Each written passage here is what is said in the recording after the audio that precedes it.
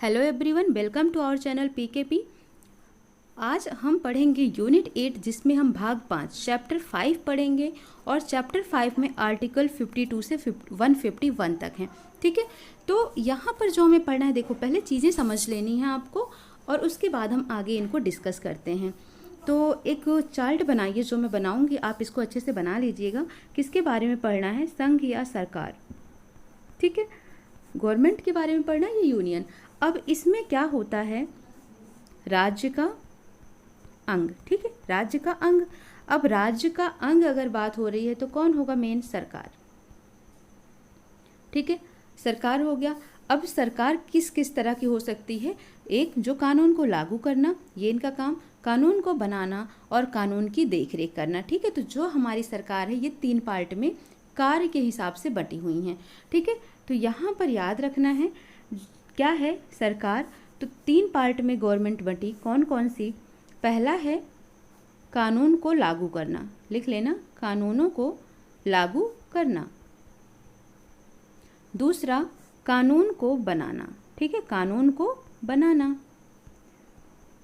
और तीसरा है कानून की देखरेख करना, देखरेख करना। ठीक है, समझ आ गया होगा। एक ने कानून लागू किया, एक ने बनाया और एक ने क्या किया, उसकी देखरेख की। तो जिन्होंने लागू किया उन्हें क्या कहा गया? कार्यपालिका। ठीक है, और जिन्होंने बनाया उन्हें क्या कहा गया? विधायिका, विधायिका या फिर सांसद, पार्लियामेंट बोल देते हैं इन्हें।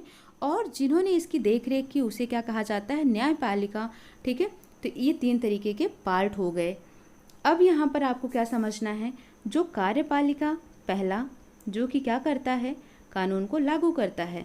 ठीक है, तो ये 2 तरीके से होंगे, एक होगा नाम मात्र का, ठीक है, और दूसरा वास्तविक। अब ये जो नाम मात्र का है कौन? राष्ट्रपति। ठीक है, इसीलिए राष्ट्रपति को क्या बोला जाता है? स्टैंप बोला जाता है, रबड़ बोला जाता है। ठीक है, कि वो क्या है? रबड़ का एक स्टैंप है जिसका काम क्या होता है? मुहर लगाना। ठीक है, वो क्या करता है? चीज़ों को बस अपनी सहमति ही दे पाते हैं, ज़्यादा कुछ वो नहीं कर पाते हैं। तो राष्ट्रपति कार्यपालिका के पहली पार्ट। ठीक है, वास्तविक में अगर हम बात करेंगे तो 2 तरीके के, एक हो गया अस्थाई परमानेंट और दूसरा हो गया अस्थाई नॉन परमानेंट। ठीक है, और अस्थाई में कौन आ गए? सरकारी, और अस्थाई में कौन आ गए? मंत्री आ गए। ठीक है, तो इस तरीके से आपको समझ आ गया होगा कार्यपालिका के बारे में। कार्यपालिका कौन होता है? सरकार का वह अंग जो क्या करता है? कानून को लागू करता है, यानी कि लॉ को क्या करता है? वो लागू करता है। 2 तरीके में ये भी होंगे कुछ जिनके पास एक नाम मात्र का होगा। ठीक है, जैसे कि राष्ट्रपति, और वास्तविक में 2 तरीके के, परमानेंट और नॉन परमानेंट, यानी कि जो परमानेंट है वो सरकारी पद पर हो जाते हैं और जो नॉन परमानेंट है वो मंत्री पद पर। ठीक है, इसी तरीके से अगर हम बात करते हैं विधायिका की, यानी कि सांसद की बात करते, संसद की बात करते हैं, पार्लियामेंट की बात करते हैं, तो आपने यहाँ पर 2 हाउसेस के बारे में सुना होगा, एक राज्यसभा और एक लोकसभा के बारे में सुना होगा। ठीक है, तो याद रखना है संसद में कौन कौन होता है? राज्यसभा, लोकसभा, ठीक है, और राष्ट्रपति। ये तीनों चीज़ें पढ़नी होती हैं हमें पार्लियामेंट में, संसद में, जो कि कानून को बना रहे हैं। अब बात आती है थर्ड, मैंने क्या बोला आपको? न्यायपालिका, जो कि क्या करते हैं? कानून की रखवाली करते हैं, देख रेख करते हैं, न्याय दिलाते हैं। और ये 3 तरीके में डिवाइड होगा। पहला सुप्रीम कोर्ट, ठीक है, हाई कोर्ट, सर्वोच्च न्यायालय, उच्च न्यायालय, हाई कोर्ट बोलते हैं इसको। फिर क्या? जिला न्यायालय, जिसे हम क्या बोलते हैं? डिस्ट्रिक्ट कोर्ट बोलते हैं। अब ये जो डिस्ट्रिक्ट कोर्ट होता है ये और भी पार्ट में डिवाइड हो जाता है, छोटे छोटे। एक होता है जो फैमिली कोर्ट, छोटी मोटी प्रॉब्लम हुई फैमिली की, वहाँ गया। एक होता है पब्लिक कोर्ट और एक होता है क्या? Mobile court. ठीक है, अब यहाँ पर इस तरीके से यहाँ पर न्याय मिलता है, इसलिए से क्या बोला जाता है कि ये कानून की देखरेख करते हैं। तो ये चीज़ें आपको समझ आ गई होंगी। आज हमें जो पढ़ना है वो हम क्या पढ़ेंगे? कार्यपालिका पढ़ेंगे। कार्यपालिका में किसके बारे में पढ़ेंगे? राष्ट्रपति के बारे में पढ़ेंगे। ठीक है, भाग 5 में क्या पढ़ेंगे? कार्यपालिका पढ़ेंगे। अब यहाँ पर है क्या, जो राष्ट्रपति हैं उनके सारे अनुच्छेद याद रखने हैं कि कैसे उनका सिलेक्शन होता है। ठीक है, किस तरह से उनका निर्वाचन किया जाता है, कितने साल के लिए किया जाता है, क्या योग्यताएं होनी चाहिए। ठीक है, और उन पर भी क्या कोई महाभियोग या इस तरह की कोई उनको हटाने की कोई प्रक्रिया लागू हो सकती है क्या, तो ये सारे आर्टिकल याद रखने हैं। ठीक है, तो ये थोड़ा डिफ़िकल्ट हो जाता है याद रखना, तो इसको क्या करेंगे हम? एक ट्रिक से सीखेंगे। ठीक है, उसके बाद सब हम क्या करेंगे, डिटेल में जाएंगे। तो राष्ट्रपति की जितनी भी हैं, आप बात करोगे तो यहाँ पर 52 से 61 ये राष्ट्रपति के नाम पर है, ठीक है। यानी कि 52 आर्टिकल से लेकर 61 का जितना यहाँ तक का आर्टिकल है, वहाँ पर राष्ट्रपति की हर चीज़ की कैसे निर्वाचन किया जाता है, कार्यपालिका उनका कार्यकाल कितने समय तक का होता है, ठीक है, और पुनर्निर्वाचन कब किया जाता है, शर्तें क्या होती हैं, क्वालिफिकेशंस क्या होनी चाहिए, शपथ क्या कब होता है, किस आर्टिकल के थ्रू होता है। तो ये सब चीज़ें हम देखेंगे 52 से 61 के बीच में राष्ट्रपति से रिलेटेड। तो ट्रिक है आपका, पहले याद रख लीजिएगा, इसको नोट कर लेना। राष्ट्र की नींव रिक्त पद पर 8 शर्तों और शपथ पर भी है, ठीक है। यानी कि बात क्या हो रही है, बात यहाँ हो रही है कि जो हमारा राष्ट्र है, राष्ट्र का जो नींव है, ठीक है, यानी कि किसी भी जब कोई घर बनाया जाता है तो जो उसकी नींव होती है, ठीक है, तो राष्ट्र की जो हमारी नींव है वो किस पर है, रिक्त पद पर। यानी कि पहले वैकेंसीज निकलती हैं, फिर उसके लिए क्या रखी जाती हैं, शर्तें रखी जाती हैं कि अगर आपके पास ये चीज़ें हैं तो तभी आप इन रिक्त पदों पर आ सकते हो, अप्लाई कर सकते हो। तो राष्ट्र की नींव देखो, अपने से ही समझ लो कि जब स्टूडेंट प्रिपरेशन कर रहे हैं तो उन्हें क्या चाहिए, रिक्त पद चाहिए, फिर कुछ वो कंडीशंस देखेंगे, क्वालिफिकेशंस क्या है, शर्तें क्या हैं, ठीक है। उसके बाद जब उनके मन में क्या आएगा, शपथ आएगा कि हाँ मुझे ये करना है, ठीक है, तब जाकर वो तैयारी करके सिलेक्शन ले पाएंगे। तो आप इसी से रिलेट करके इस चीज़ को याद कर लो कि जो हमारे राष्ट्र की नींव है, रिक्त पद पर, 8 शर्तों पर और शपथ पर भी है। ये लाइन आपको याद हो जानी चाहिए। अब राष्ट्र से क्या हो जाएगा, राष्ट्रपति, ठीक है, राष्ट्र से क्या होगा, राष्ट्रपति, और ये किस आर्टिकल में होगा, आर्टिकल नंबर 52 में होगा, ठीक है। इसमें क्या कहा जाता है कि भारत का एक ही राष्ट्रपति होगा और तीनों सेनाओं का एक कमांडर होगा, ठीक है, ये 52 कहता है। का से क्या हो जाएगा, कार्यपालिका की शक्तियाँ, ठीक है, यानी कि जो कार्यपालिका की शक्तियाँ हैं वो किसके पास है, राष्ट्रपति के पास है। तो कार्यपालिका का से क्या हो जाएगा, कार्यपालिका, यह आर्टिकल नंबर 53 में है, ठीक है। उसके बाद बात आती है यहाँ पर नींव से। नींव से क्या हो जाएगा, निर्वाचन, लिखते चलना, नींव से हो जाएगा निर्वाचन, ये आर्टिकल नंबर 54 में हो जाएगा। रिक्त से क्या हो जाएगा, रीति, ठीक है, यानी कि जो निर्वाचन है उनकी, वो जो पद उनको ग्रहण करना है उसकी रीति क्या है, किस तरीके से होता है, ठीक है। राष्ट्रपति का निर्वाचन तो वो क्या होगा आपका 55, आर्टिकल नंबर 55, ठीक है। पद पर, अब पद से क्या हो जाएगा, पदा अवधि, यानी कि कितने समय तक के लिए वो चुने जा रहे हैं, पदा अवधि, ठीक है, पदावधि, ये आर्टिकल नंबर 56 में हो जाएगा, ठीक है। उसके बाद आता है पर से क्या होगा, पुनर्निर्वाचन, नोट कर लेना, पर से पुनर्निर्वाचन, और पुनर्निर्वाचन आर्टिकल किस में होगा, ये 56 हो गया तो ये किस में हो जाएगा, 57 में हो जाएगा। अब देखो यहाँ पर 8 आ गई, आ से याद रखना अहर्ताएं, अहर्ताएं का मतलब क्या होता है, क्वालिफिकेशन, अहर्ताएं यानी कि योग्यताएं, किस में होगा, ये 58 में हो जाएगा, ठीक है। फिर शर्तें, यानी कि जो कंडीशंस हैं, जो शर्तें हैं वो किस में हो जाएंगी, आर्टिकल नंबर 59 में। शपथ जो दिलाया जाता है राष्ट्रपति को वो आर्टिकल नंबर 60 पे, ठीक है। उसके बाद पर भी से यहाँ पर याद रखना, पर महाभियोग ये आर्टिकल नंबर किस पे हो जाएगा, 61 पे हो जाएगा। इस तरीके से याद रखना है। राष्ट्रपति देश का एक होगा, 52 में कहा गया, ठीक है। कार्यपालिका राष्ट्रपति की 53 से है। राष्ट्रपति का निर्वाचन कैसे करना है, 54 में। राष्ट्रपति के सिलेक्शन की रीतियाँ क्या हैं, वो 55 में। राष्ट्रपति की पदावधि कितने साल की है, वो 56 में। राष्ट्रपति का पुनर्निर्वाचन 57 में। कोई कंडीशन हो जाती है तो फिर से सिलेक्शन करना होता है उनका, तो किस पर। और अहर्ताएं, क्वालिफिकेशन राष्ट्रपति की क्या होनी चाहिए, योग्यता क्या होनी चाहिए, 58 में। और शर्तें 59 में, और शपथ 60 में। और महाभियोग यानी उन्हें हटाने की कोई प्रक्रिया महाभियोग कहलाती है, तो वो आर्टिकल नंबर 61 में होती है। तो ये तरीका आपको याद रखना है, ठीक है। अब हम देख लेते हैं यहाँ पर इनमें से पॉइंट्स। पहला है आर्टिकल 52, राष्ट्रपति का पद कहाँ से लिया गया, फ्रांस से लिया गया है। राष्ट्रपति देश का संवैधानिक प्रमुख होता है, ठीक है, यानी कि कॉन्स्टिट्यूशन मेन हेड, अगर राष्ट्र का कोई पूछा जाए कि हमारे नेशन का हेड कौन है, तो वो क्या होता है, राष्ट्रपति होता है। राष्ट्रपति देश का प्रथम नागरिक होता है, माना जाता है। ठीक है, अब नेक्स्ट बात यहाँ पर आती है 52 में हमने ये देख लिया। फिर बात हमने क्या की, 53 की बात की हमने। ठीक है, आर्टिकल नंबर 53 की, देखो यहाँ पर सारे नहीं हैं तो आप लिख लो। आर्टिकल नंबर 53 में मैंने क्या बोला, कार्यपालिका। ठीक है, कार्यपालिका की शक्तियाँ किसके पास हैं, राष्ट्रपति के पास हैं। कार्यपालिका की शक्तियाँ राष्ट्रपति के पास होती हैं और राष्ट्रपति उनका प्रयोग मंत्री परिषद की सलाह से ही करते हैं। ठीक है, ये हो गया आर्टिकल नंबर 53 में। आर्टिकल नंबर 54 में क्या कहा गया, निर्वाचन, है ना, राष्ट्र की नींव से क्या होगा, निर्वाचन। जो राष्ट्रपति है के चुनाव में संसद के दोनों सदनों के सभी निर्वाचित सदस्य और सभी विधानसभाओं के निर्वाचित सदस्य क्या करते हैं, मतदान करते हैं। ठीक है, यानी कि ये निर्वाचन हो गया। 55 में क्या कहा गया था, ठीक है, राष्ट्र की नींव किस पर है, रिक्त पदों पर, रीतियाँ, यानी कि उनका सिलेक्शन किस सिस्टम के थ्रू किया जा रहा है। तो 53 में क्या था, रीतियाँ, राष्ट्रपति के निर्वाचन पद्धति का उल्लेख किया गया है। ठीक है, यानी कि किस तरीके से उनका इलेक्शन किया जाता है उसका उल्लेख किया गया है।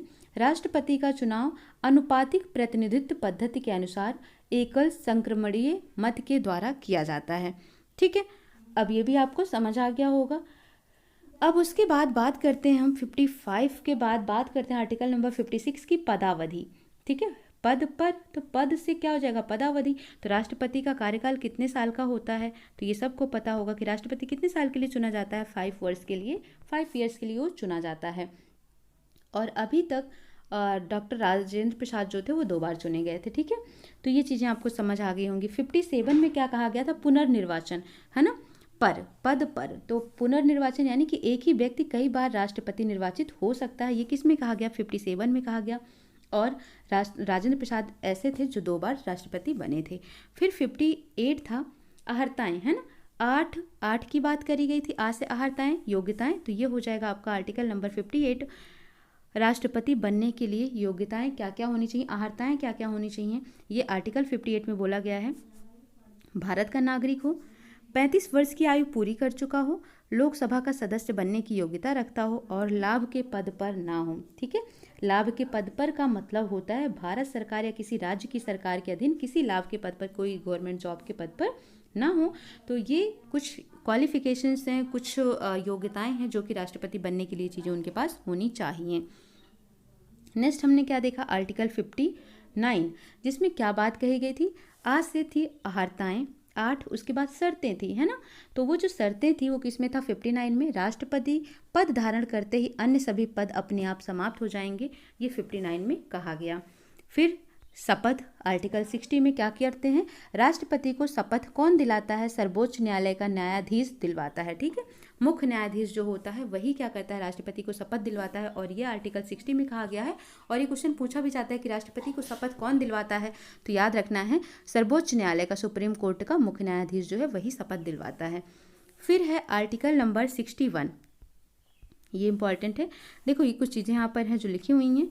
फिर आता है आर्टिकल नंबर 61 जो इम्पॉर्टेंट है कि राष्ट्रपति पर महाभियोग की प्रक्रिया, यानी कि राष्ट्रपति को पद से हटाने की प्रक्रिया, राष्ट्रपति को पद से हटाने की प्रक्रिया को महाभियोग की प्रक्रिया कहा जाता है। यह अमेरिका के संविधान से लिया गया है। राष्ट्रपति पर महाभियोग संसद के किसी भी सदन से प्रारंभ किया जा सकता है और दोनों सदनों से प्रस्ताव विशेष बहुमत से पारित होना चाहिए, यानी कि लोकसभा और राज्यसभा कहीं से भी पारित किया जाता है और विशेष बहुमत से पारित होगा तभी राष्ट्रपति को हटाया जा सकता है। राष्ट्रपति एक से अधिक बार राष्ट्रपति पद पर निर्वाचित हो सकता है, ये भी ठीक है। अब यहाँ पर जो बात कही गई है 61 में कि यहाँ पर क्या बोला कि कोई भी सदन, ठीक है, चाहे वो लोकसभा हो या राज्यसभा हो, तो किस तरीके से हटाएंगे वो प्रक्रिया, ये देख लो। एक सेकेंड, हाँ ठीक है, देख लेते हैं हम। जैसे कि कोई भी सदन की बात की गई, कोई भी सदन, कौन कौन से सदन होते हैं, लोकसभा या राज्यसभा, तो यहाँ पर हम क्या लिख लेते हैं, लोअर हाउस या लोकसभा, अपर हाउस राज्यसभा। ठीक है, अब जो ये लोकसभा है 1/4 सदस्य आरोप लगाएंगे, कितने लगाएंगे, 1/4 मेंबर इसके क्या करेंगे, आरोप लगाएंगे, किस पर, राष्ट्रपति पर। ठीक है, उसके बाद क्या होगा, आरोप पत्र स्वीकार को देंगे। ठीक है, सॉरी, आरोप पत्र क्या करेंगे, फिर जो आरोप लगाया किसने, 1/4 मेंबर ने लोकसभा के आरोप लगाया राष्ट्रपति पर, फिर उस आरोप पत्र को किसको देंगे, स्पीकर को देंगे। अध्यक्ष को देंगे। ठीक है, उसके बाद क्या होगा, सभा में चर्चा से 14 दिन पहले स्पीकर राष्ट्रपति को सूचित कर देगा। ठीक है, 14 दिन पहले ही क्या करेगा, राष्ट्रपति को सूचित कर देगा। कौन करेगा, अध्यक्ष यानी कि स्पीकर कर देगा। फिर क्या होगा, सभा में मौजूद सदस्यों के 2/3 बहुमत से प्रस्ताव पास हो गया तो मुद्दा किसके पास चला जाएगा, राज्यसभा में चला जाएगा। यानी कि समझ आ गया होगा, 1/4 लोगों ने क्या किया, आरोप लगाया, फिर स्पीकर को दिया वो पत्र। स्पीकर ने 14 दिन पहले ही राष्ट्रपति को सूचित कर दिया। उसके बाद क्या किया, अगर लोकसभा के 2/3 सदस्यों के का बहुमत मिल जाता है तो प्रस्ताव पारित हो जाता है और वो कहाँ चला जाता है, राज्यसभा के पास चला जाता है। अब जब राज्यसभा के पास गया तो राज्यसभा क्या करेगा, या तो राष्ट्रपति खुद आएगा या फिर अपना पक्ष भेजेगा। किसके लिए, बचाव के लिए। किसके पास भेजेगा, राज्यसभा के, क्योंकि लोकसभा से तो पास हो गया, वो पार कहाँ भेज दिया गया, राज्यसभा के पास। तो राष्ट्रपति खुद जाएगा या फिर वो अपने किसी बचाव के लिए किसी को भेजेगा। ठीक है, सभा में फिर क्या होगी, चर्चा होगी असेंबली में। फिर यदि राज्यसभा में भी मौजूद सदस्यों के 2/3 बहुमत से प्रस्ताव पास हो गया तो उसी समय राष्ट्रपति को अपने पद से हटना पड़ जाता है। ठीक है, तो आई होप ये मेथड आपको क्लियर हो गया होगा कि लोकसभा और राज्यसभा से महाभियोग की प्रक्रिया किस तरीके से कितने सदस्यों के बहुमत से हटना पड़ जाता है। ठीक है, तो याद रखना है, नोट ये भी याद रखना है कि अभी तक कोई भी राष्ट्रपति कोई भी प्रेसिडेंट इस प्रक्रिया द्वारा हटाए नहीं गए हैं। ठीक है, तो ये हो गई किसके बारे में पूरी बात हो गई, राष्ट्रपति के बारे में पूरी बात हो गई।